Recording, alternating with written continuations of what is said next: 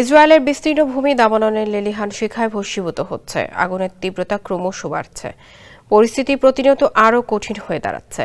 ইসরায়েলের বাণিজ্যিক রাজধানী তেল আবিব থেকে জেরুজালেমগামী মহাসড়কে ছড়িয়ে পড়েছে আগুন। এখন পর্যন্ত পড়েছে ইসরায়েলের বিস্তীর্ণ এলাকা। আগুনের তীব্রতার কারণে গাড়ি রেখে পালাতেও দেখা গেছে ইসরায়েলিদের।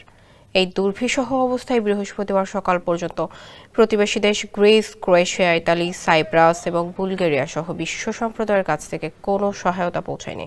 ইসরায়েলি পররাষ্ট্রমন্ত্রী গিডিয়ান সার আন্তর্জাতিক সম্প্রদায়ের সঙ্গে প্রতিনিয়ত যোগাযোগ করছেন। ইউরোপীয় দেশগুলোর ওপর সর্বোচ্চ জোর দেওয়া হয়েছে।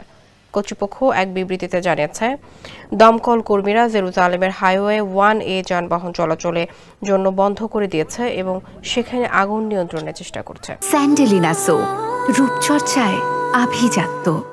জনসাধারণকে এলাকা থেকে দূরে থাকার জন্য অনুরোধ করা হয়েছে। ইসরায়েল সংবাদ মাধ্যম দি টাইমস অফ ইসরায়েলের প্রকাশিত এক প্রতিবেদনে এই সকল তথ্য জানা গেছে।